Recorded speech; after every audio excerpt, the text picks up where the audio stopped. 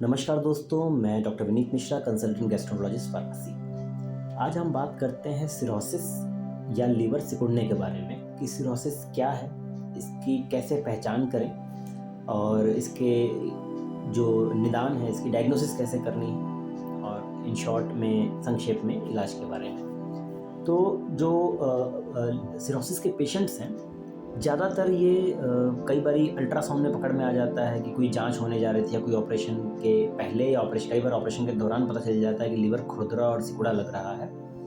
तो इस तरीके से पता चलता है। लीवर जो है वो सिकुड़ा या मुरझाया हुआ अल्ट्रासाउंड में पता चलेगा। कई बारी जो अगर हम लक्षण की बात करें तो पैर में सूजन, कई बारी होता है कि नहीं आपका पेट फूला लग रहा है और आप अल्ट्रासाउंड कराते हैं तो पेट में पानी पता चलता है। कई बार होता है कि आपका वजन घटने लगता है, कि अचानक आपका वजन घटने लगा और आपने जांच कराया तो पता चला लीवर सिरोसिस है। कई बार ये रहता है कि जब हम भूख कम हो जाती है। कई बार ये रहता है कि आपको जो आपकी जो मेमोरी पावर है, आपकी स्मरण शक्ति वो क्षीण होने लगती है या आपकी नींद गड़बड़ होने लगती है। कुछ लोगों में पहली बार खून की उल्टी, लेटरिन में खून या काले पैखाने से इस बारे में पता चलता है। और कुछ हमारे पेशेंट्स हैं जिनका ये है कि हमें न पेट में पानी आया, न हमें खून की उल्टी हुई है, ना हमें न पैर में सूजन आया, ना हमें जॉन्डिस हुआ। हमने अपना रूटीन ब्लड टेस्ट कराया और पता चला कि हमारे प्लेटलेट्स कम।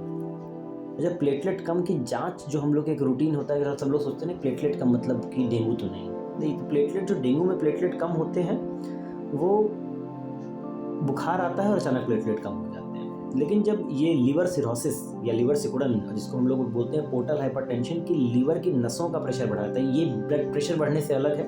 लीवर की जब नसों का प्रेशर बढ़ता है तो उसके कारण से तिल्ली बढ़ जाती है, और जब तिल्ली बढ़ जाती है तो ये आपके खून को भी, सफ़ेद खून को, लाल खून को और प्लेटलेट्स को कम कर देती है। तो अगर आपका अचानक प्लेटलेट आपको कम पता चलता है तो हमें जानना ज़रूरी रहता है कि क्या लीवर सिरोसिस या पोर्टल हाइपरटेंशन तो नहीं है। अब मेरे बहुत सारे पेशेंट हैं जिनको पहली बार ये हो गया आपको कब पता चला सिरोसिस है, तो उनका जवाब ये रहता है कि साहब मेरा प्लेटलेट कम चल रहा था 1 साल से, जांच में अब पता चला कि हमको सिरोसिस है।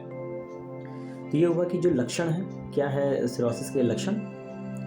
पेट में पानी आना, लेटरिन में खून, खून की उल्टी, काला पैखाना, पैर में सूजन आना, वजन का घटना। कई बार ये गाल अचानक आपका कम पिचकने लगेगा, ये मांस है, ये मांस है, ये सारी चीज़ें गलने लगती हैं। ऐसा लगता है शरीर गल रहा है, जैसा कि हम देखते हैं डायबिटीज़ के पेशेंट्स में, अनकंट्रोल्ड डायबिटीज़ की शरीर गलने लगता है, वैसे ही सिरोसिस के पेशेंट में भी शरीर गलता है। कई बार कुछ लोगों को फेफड़े में पानी की पहली बार ऐसा होता है और पता चलता है कि नहीं ये सिरोसिस है। ये काफ़ी कम देखा जाता है पर ऐसा भी देखा गया है। सिरोसिस के कुछ और भी लक्षण हो सकते हैं, जैसे हमारे शरीर में लाल लाल चकत्ते होते हैं और वो ऐसा लगता है कि नहीं मकड़ी का जाल, इसलिए उसको स्पाइडर नेवी बोलते हैं। मकड़ी का जाल, जैसे कि वो बीच में एक नस रहती है, उसके अगल बगल मकड़ी के पैर या मकड़ी के जाल की तरह वो नसें, पतली नसें दिखती हैं। उसको आप दबाएंगे तो पूरा सिस्टम जो दिख रहा था वो ख़त्म हो जाएगा, जैसे ही छोड़ेंगे वो वापस आ जाएगा, जिसको हम लोग स्पाइडर नेवी कहते हैं। कुछ पेशेंट्स में हाथ का ये हिस्सा और ये लाल हो जाता है, पामरेज्मा बोलते हैं। वो लालपन भी अगर किसी में है तो वो आपको हो सकता है आपको सिरोसिस। अल्कोहल से रिलेटेड जो सिरोसिस है उसमें कई बार हाथ इस तरह से अकड़ जाता है, जिसको हम डुपिट्रन कॉन्ट्रैक्चर बोलते हैं, हाथ ऐसे अकड़ा रहता है। तो ये भी एक चीज़ है, ये आगे की स्टेज में होता है। बाल का झड़ना हो सकता है, मासिक की गड़बड़ी हो सकती है, ये चीज़ें होती हैं। कई बार हार्मोनल इम्बैलेंस की वजह से मासिक गड़बड़ी होती है, और जो पुरुष हैं उसमें शुक्राणु की कमी भी हो सकती है। अभी ये हुआ कि नहीं, ये हमारे लक्षण हो गए।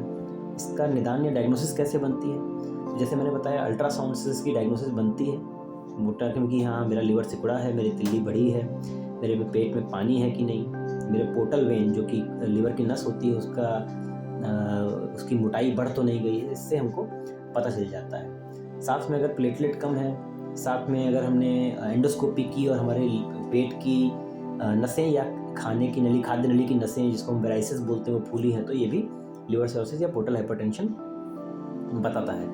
तो अभी जब एक बार हमारी डायग्नोसिस बन गई कि लीवर सिरोसिस हो गया है, तो हमें इसके कारणों को भी जानना ज़रूरी है, जिससे हम लीवर सिरोसिस को रोक सकें। कुछ चीज़ों में ये चीज़ बड़ी, कुछ पेशेंट्स में या ज़्यादातर पेशेंट में मैं ये कहूँगा कि ये चीज़ बिल्कुल खुली रहती है कि नहीं भाई क्या इसके कारण होगा।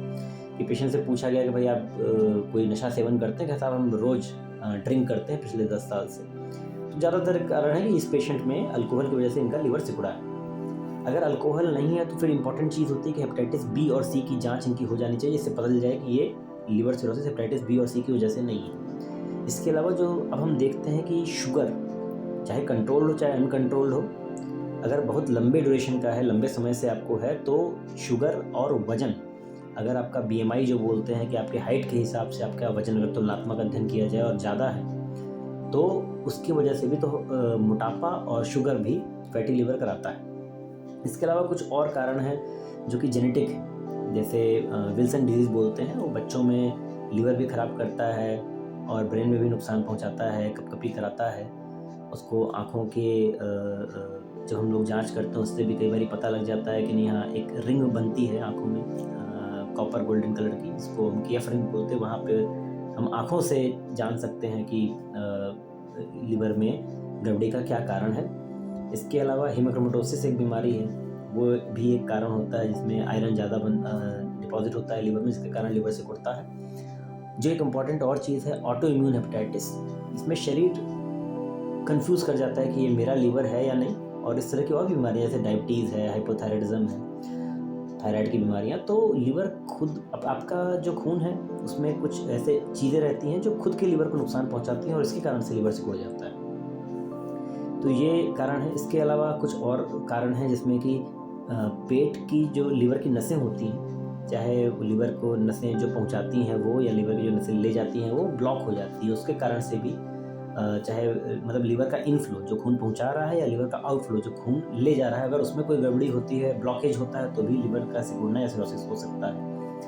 कई बार हार्ट के बैक प्रेशर की वजह से, अगर आपका हार्ट फेल है और उसकी वजह से हार्ट पंप नहीं कर पा रहा, तो सारा बैक प्रेशर लिवर पे जाता है, और ये बैक प्रेशर बहुत दिन तक अगर रह जाए तो लिवर सिकुड़ना या सिरोसिस हो सकता है। तो ये हम लोगों ने की लिवर सिरोसिस के कारणों की बात।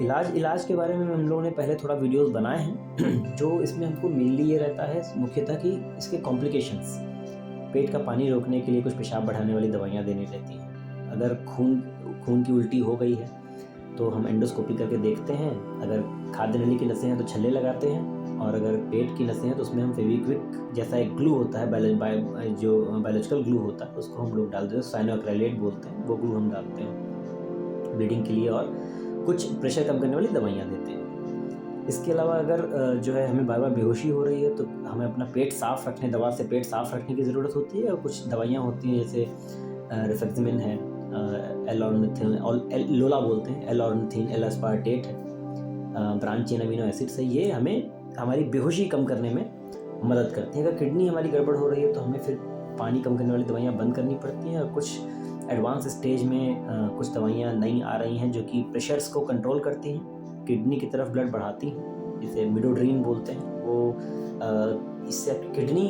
थोड़ा सा बची रहती है कि नहीं लीवर ख़राब है और हमें किडनी बचानी है।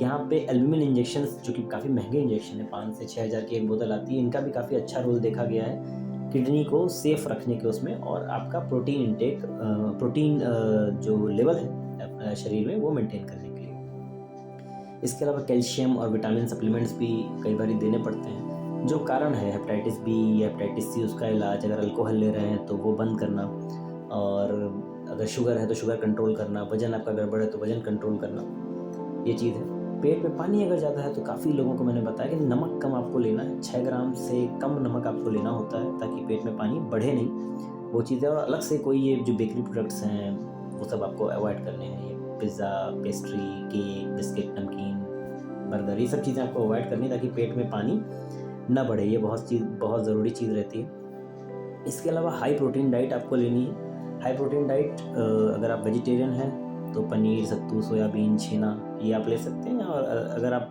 नॉनवेज खाते हैं तो मछली, जैसे सिकी हुई मछली या कम तेल में छनी मछली, वो आप ले सकते हैं। और अंडा जो है, अगर उबले अंडे हैं, अगर पीला हटाकर उबले अंडे का सफ़ेदी जो है, अगर वो 3-4 अंडे आप रोज़ खाते हैं, इससे आपका प्रोटीन इंटेक प्रोटीन लेवल्स आपके काफ़ी बढ़िया रहते हैं।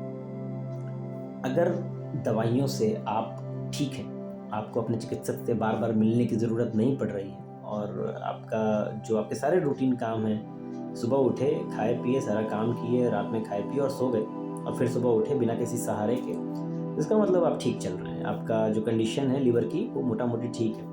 लीवर की कंडीशन को हम कई बार लोग जानते हैं कितना परसेंटेज लीवर ख़राब है, ये बताना बड़ा मुश्किल है, क्योंकि तो फिर वेग तो वो जैसे सेब कितना परसेंट ख़राब है तो सेब काट के देख सकते हैं कि हाँ साहब ने देखा साहब इतना ख़राब है। लीवर को हम काट के नहीं देख सकते, फिर हम अंदाजे लगाते हैं कि नहीं थोड़ा ख़राब है, ज़्यादा ख़राब है या बहुत ज़्यादा ख़राब है, इस तरीके की बातें फिर होती हैं। तो अगर आपको अपने चिकित्सक से बार बार मिलने की ज़रूरत पड़ रही है, आपको बार बार भर्ती की ज़रूरत पड़ रही है, तो हो सकता है कि आप दवा से ठीक होने वाले ग्रुप में हो ही ना, और आपको इसके अलावा इसके इतर लिवर ट्रांसप्लांट या लिवर बदले जाने जैसे इलाज की ज़रूरत पड़े।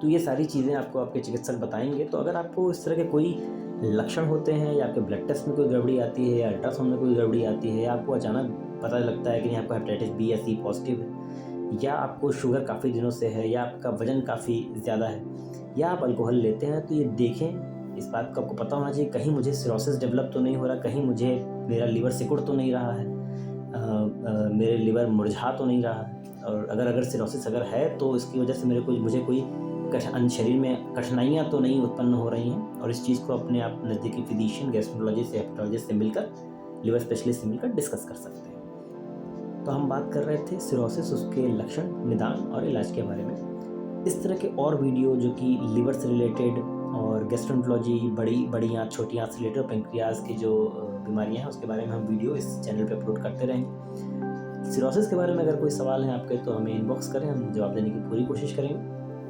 सब्सक्राइब करें चैनल को ताकि नए वीडियोस अपलोड हों आपको पता चले, और बेल नोटिफिकेशन ज़रूर दबा दीजिए। आप सुन रहे थे doctor Vineet Mishra, consultant gastrologist Varanasi को। धन्यवाद।